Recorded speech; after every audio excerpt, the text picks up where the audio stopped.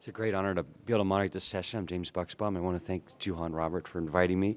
This is a very special session because they've invited the very best experts in the world to guide us in how to do things correctly so we don't have to reinvent the wheel here in the United States. It's a session called Screening, Prevention, Treatment Around the World, and it truly is. So our very first speaker is going to be Dr. Arnoldo Riquleme, who's at the Catholic University of Chile. He's the world's expert in H. pylori and the gastric microbiome related to gastric cancer. He is a former president of the Pan American Gastroenterology Association, and he's at the Catholic University of Chile. Thank you. Good morning, everyone. So it's my pleasure to be here to talk about gastric cancer screening in South America. I have a relief because in the program I was talking about South Korea. So I need to prepare this very rush. So I'm going to present my experience, which is not my own experience, it's the collective experience of many people working in this field for the last 10 years. And also I'm going to highlight which is important in terms of the evidence that was presented for many of the experts before me. As an introduction, the prevalence of gastric cancer in Chile is 23 out of 100,000 inhabitants. Latin America has intermediate prevalence compared to Asian countries. So if you remember the presentation of Douglas Morgan, the information is very heterogeneous. So the Andes is important, not only Chile, also Peru, Ecuador, Colombia. And if you go to Mesoamerica, you have some spots in Guatemala and Costa Rica. However, incidence and early stages of gastric cancer detection is very low in Chile, and our mortality is nearly 90% at 5 years. I'm going to show you some positive information in the last 6 years based on our ECOS cohort. So based on this prevalence, there is a need of screening strategies to detect premalignant lesions through invasive, endoscopic, with or without biopsies. I'm going to talk about this later, and non-invasive strategies based on blood or stools. And the main idea is to stratify risk factors to target some specific people that are in higher risk compared to the normal population. So we are going to talk in this presentation about 3 levels. The non-invasive strategy, level 1, is based on blood samples. Non-invasive strategy, level 2, based on stools. And invasive strategy, level 3, endoscopy. For the first one, we are going to talk about non-invasive biomarkers. So here you have the Pelayo-Correa cascade, very well known for all the audience, and Blanca explained it perfectly.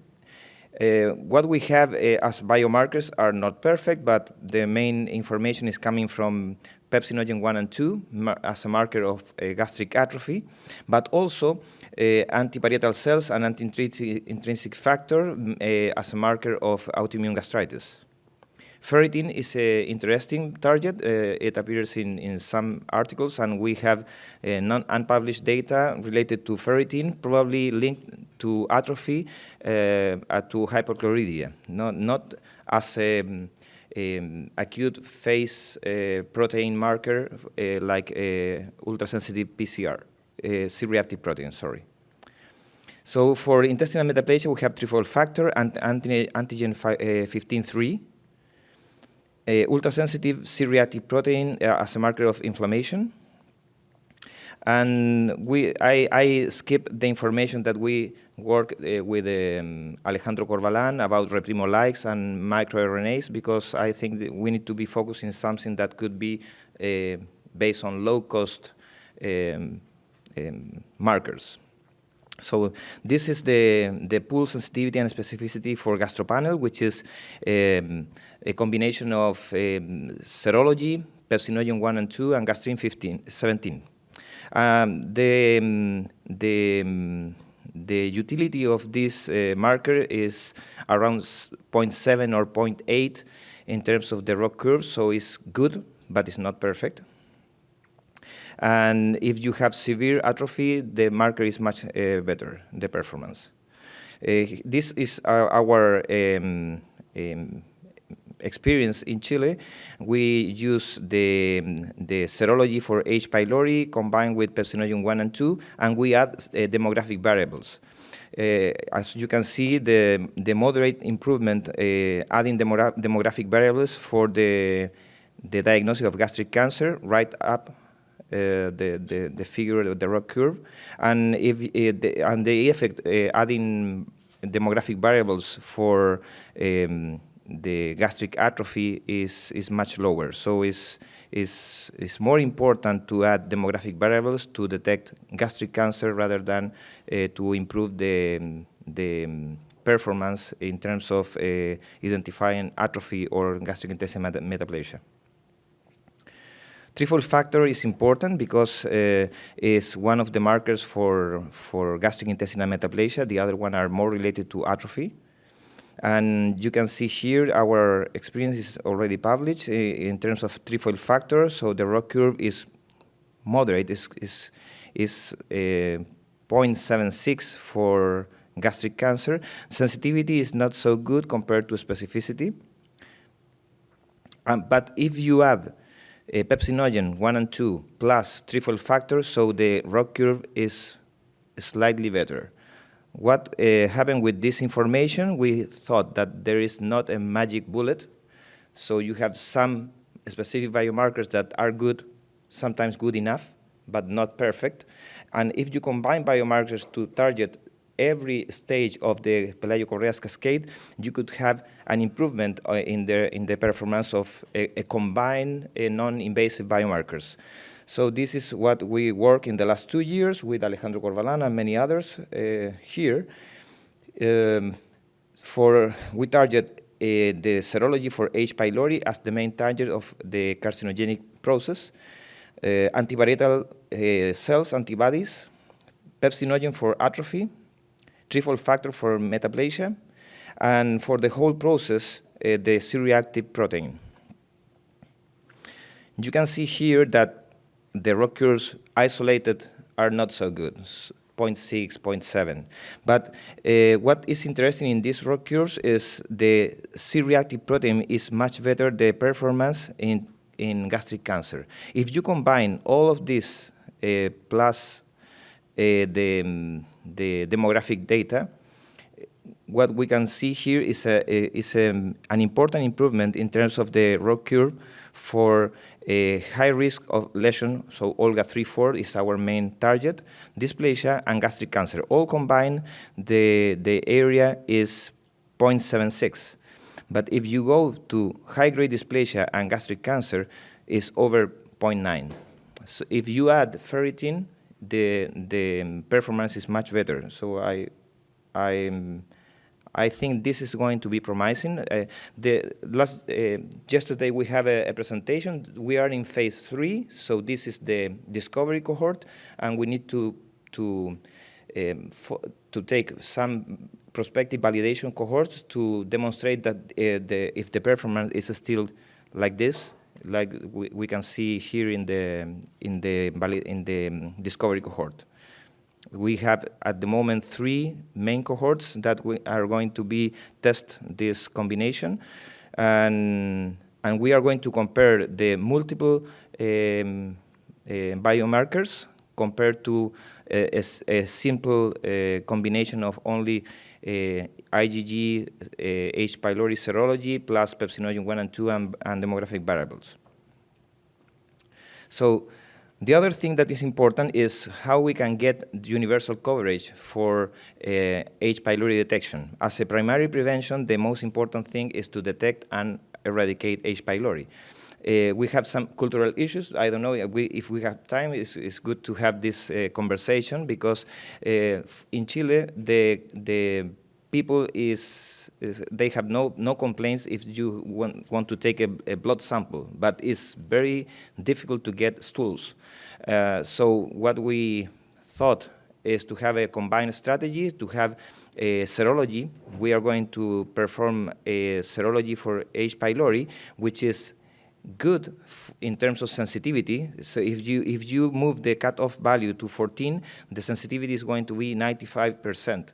We are not saying that those patients, those subjects are already infected. So it's only to see which are the potential currently infected subjects that are going to require further demonstration of the infection.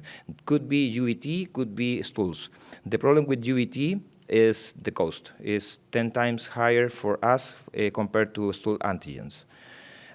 So the idea is to have universal coverage over 45 years old based on serology, and we are going to continue with the strategy 2, taking stools of those patients. What could be interesting is to, if we are going to take stools in those patients, it could be double. So for us, it's opposite of the US. So for us, the main problem is gastric cancer, and the second one is colorectal cancer. If we are going to have stools, we can take stool antigens and plus FIT.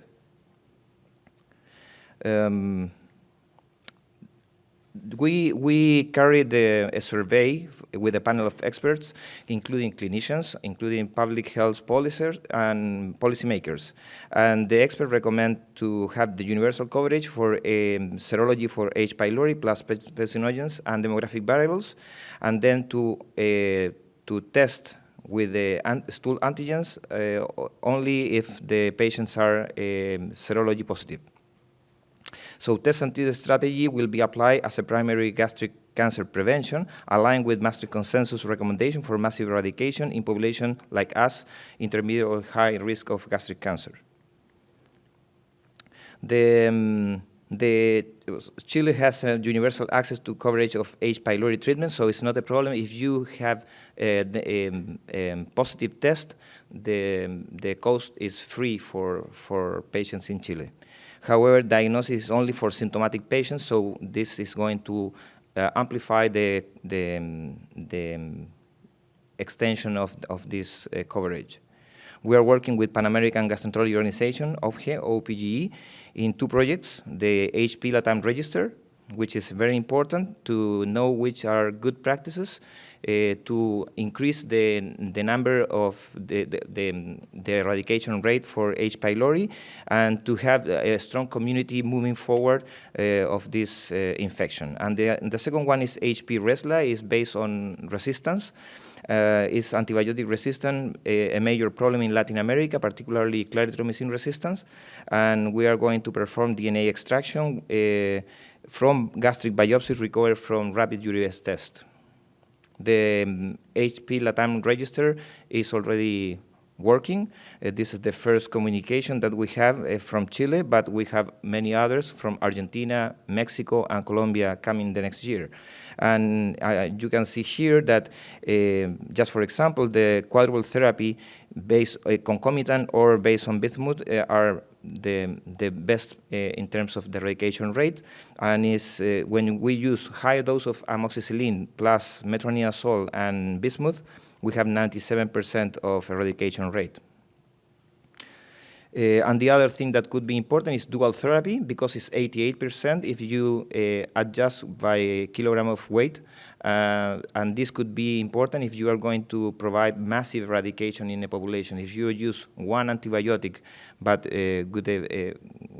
with good target, I think we are going to minimize the risk of development of antibiotic resistance. The third one, and it's the last part of my presentation, is invasive strategy. Level 3 is based on endoscopy. As Maria Blanca presented before, you can use 2 jars to separate antrum, angula, and incisura angularis, and corpus, but we use this cassette that is a part of the figure illustrated there. It's important because it's very practical. You can use the same mapping process, but you put all the cassette, the plastic cassette, inside of just a single jar, and you have less cost. And if the pathologies of your country are available for that, I think this is going to be perfect. So we performed this since 2015 and it's working perfectly well. Then you can stratify in terms of Olga staging or OLGIM as you want. And this is the way that we work since 2014 in Chile, based on the Chilean Association Endoscopy recommendation. We perform upper endoscopy with these standards, and we take Sydney protocol biopsies. There are two main studies, the GCPL project, the NIH grant by Constanza Camargo in the south. I want to show some information, is in Nueva Imperial. And the other one is a longitudinal cohort called ECOS study based on our university hospital. The ECOS cohort with the Chilean flag is based on Olga. You can see here what is important in our experience is Massimo Rucci from Italy. They have this cohort based on a population with low risk, is 7 per 100,000 inhabitants. Italy is not a high risk country. However, they developed this process through Olga, and Olga 3 and 4 are at higher risk. But they said that Olga 0 to 2 are no risk at all. What you can see in the lower figure is in our survival curve that Olga 2 is intermediate, and Olga 0 is really no risk at all. So 1, 2 together, or only 2 are intermediate risk compared to 3 and 4. And the other one is the Singaporean cohort, is based on OLGIM, and you can see that the line is more exponential. Probably the risk of OLGIM is much higher compared to Olga, and this was what we present in DW last meeting, but now we have another analysis of the same cohort. And you can see here that Olga, if you use Olga 0 and 1 and compare it to Olga 2 and Olga 3 and 4, the hazard ratio is 5 times more if you see the curve for Olga 3 and 4. But if you see the same arrangement based on OLGIM, the OLGIM 3 and 4 is 24 times higher, the hazard ratio. So you need to take into consideration if you are going to follow for a national level Olga or OLGIM. Could work perfectly well both, but then we can talk with Maria Blanca or other pathologists, but what we think is OLGIM could be easier to implement, and the information will be clear because the kappa between the agreement between pathologists is much higher in OLGIM compared to Olga. Olga is more complicated, and sometimes you have this problem that you have Olga 2, but Maria Blanca says, oh, it's Olga 2, but could be higher risk because you have this or that. If you use OLGIM, probably it's going to be easier to do a more reliable follow-up for patients. This is the GCPL experience. Briefly, is a high-risk community in the south of Chile, Amerindian ethnicity. Is poor and rural area, restricted access to endoscopies, and what we support, because it was led by Alejandro Corbalán and Constanza Camargo. The Chilean Society of Gastroenterology support this with 88 endoscopies, which is nearly 20% of the whole community of endoscopies in Chile. And this was social accountability, no payment for that. It's just to help people with less resources. Nearly 2% of the population get an endoscopy, and the results are more than 50% of the population were Olga 1 to 4, so in some extent in risk, but only 15% are Olga 3 and 4. Is still high compared to other cohorts, but is feasible to do surveillance in 1 out of 8 subjects in this community. The important thing is If you use chromendoscopy and B0, the Yagi classification, the Japanese classification, was associated with Olga 0 in biopsies. So the negative predictive value is 90%, and those patients, if you are well trained, you can avoid biopsies and say, we're not going to spend money in biopsies. You can leave it like that, and no follow-up for those patients. 0.2% of gastric cancer and 66% were incipient or early stages. So we changed this paradigm that if you are in Chile, you will have a 90% of mortality because you are going to get late the endoscopy. This is not true, and if we see the information that I mentioned before in the ECOS cohort, is also promising because all the patients get curative resection, endoscopic or surgery, and all of them, in 600 patients follow-up in 7 years, all of them are alive. EGD can be used as an invasive universal strategy after 45 years old. However, endoscopy waiting list, symptomatic patient is a problem in Chile and other Latin American countries, particularly after COVID-19. So we have a delay, even in private sector, of 2 or 3 months for upper endoscopy, and could be 1 or 2 years in the public sector. It's not realistic to implement universal EGD coverage like Korea or Japan with our current endoscopic capacity. So the approach suggested for the Ministry of Health include a non-invasive strategy to optimize resources and prioritize access to EGD using serology plus demographic variables for both asymptomatic screening population and symptomatic EGD waiting list, because if you go to the waiting list and you perform the endoscopies, 2% or 3% are gastric cancer. So you are wasting resources if you follow some strategy with symptomatics and not the same one with asymptomatic or vice versa. As a conclusion, each stage of the premalignant cascade can be assessed with non-invasive biomarkers. Pepsinogen 1 and 2 is associated with gastric atrophy. Trifold factor could be used for as a non-invasive marker of gastric intestinal metaplasia, but none of these isolated are good enough to be used as a standard.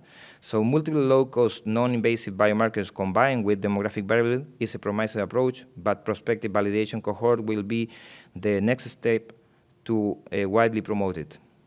Non-invasive strategy, blood and stools for over 40 years old was recommended by the National Expert Panel.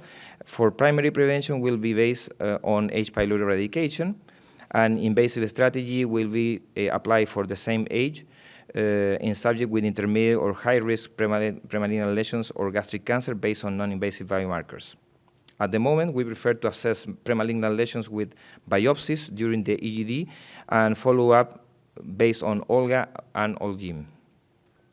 Endoscopic follow-up for Olga 3-4 should be performed every 3 years because in the survival cohort, in the first and 2 years, not so many cases develop gastric cancer, and we have limited resources. So for that reason, we think that 3 years is okay for secondary prevention strategy. Collaborative projects with European and Latin American countries, H2020 legacy, and the future projects, including genomic and microbiome studies, will be offer new information about progressors and non-progressors to gastric cancer to elucidate this mechanism related to the progression to gastric cancer.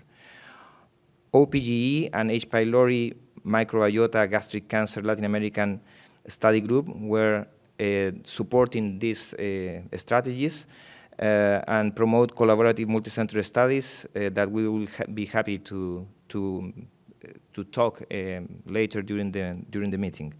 And the idea is to provide primary information from Latin America because most of the information are coming from East Asia.